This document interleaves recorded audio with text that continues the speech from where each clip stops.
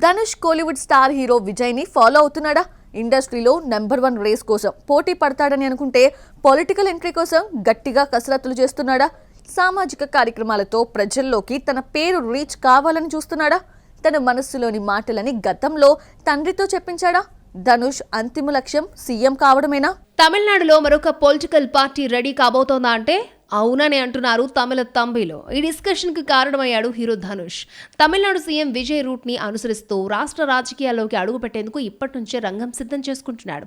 ధనుష్ బర్త్డేని పురస్కరించుకుని ఫ్యాన్స్ నిర్వహించిన blood donation camp లో చాలా అగ్రెసివ్ స్పీచ్ తో ధనుష్ 2.0 ని చూపించాడు. ఫ్యాన్స్ ను ఉద్దేశించి మాట్లాడుతూ, మీరు ఆడియో వేడుకలు, ఫ్యాన్స్ మీట్స్ కే పరిమితం కాకుండా సామాజిక కార్యక్రమాలను చేపట్టాలని పిలుపునిచ్చాడు ధనుష్.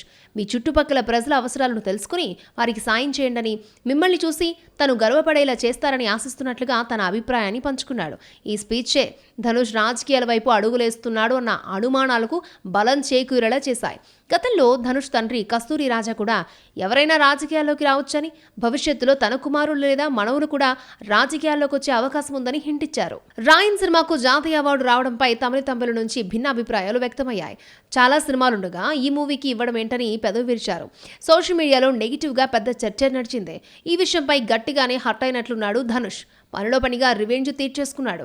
2024లో రాయన్ కంటే మంచి సినిమాలొచ్చాయని అంగీకరించిన ఈ కోలీవుడ్ హీరో గతంలో వడా చెన్నై, కర్ణన్, మరియన్ చిత్రాలకు జాతీయ అవార్డులు రాలేదని, అప్పుడు 10% మంది కూడా మాట్లాడుకోలేదని కౌంటర్ ఇచ్చాడు. ప్రస్తుతం కోలీవుడ్ లో టాప్ చైర్ ఖాళీగా ఉంది. రజనీకాంత్, కమల్ హాసన్ రిటైర్మెంట్ కు దగ్గరగా వచ్చేయడం, Vijay political entry, Ajith sports పై ఎక్కువగా కాన్సన్ట్రేషన్ చేయడంతో అక్కడ థియేటర్స్ కి ఫుట్ ఫాల్స్ పెంచే హీరో కరువయ్యాడు.